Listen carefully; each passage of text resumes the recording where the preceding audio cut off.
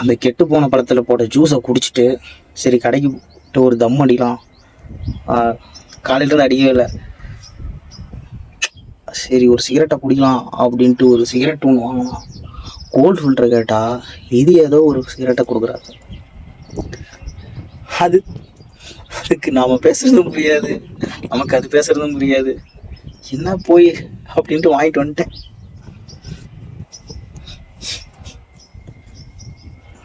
பார்க்கலாம் எப்படி இருந்ததில்ல. அது ஒரே பிராண்ட். சிகரெட் அடிக்கிறவங்களுக்கு ஒரு விஷயம் புரியும்.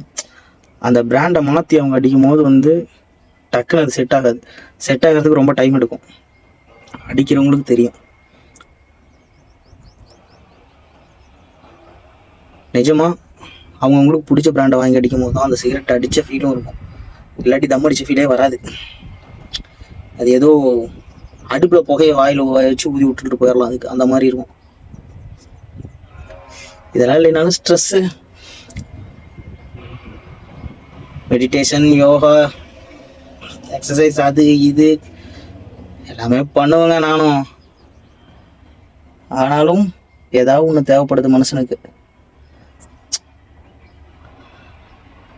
இப்போதைக்கு இதுதான் ஆறுதலாக இருக்குது. எங்கள் அம்மா மனசு கஷ்டப்பட்டு நான் அப்பப்போ போய் குடிக்கூடாதுன்னு சொல்லி கைத்தை கட்டிட்டு வந்துடுவேன். யாரெல்லாம் இந்த மாதிரி பண்ணுவீங்க அப்படின்ட்டு கமெண்ட் பண்ணுங்கள். பாய்.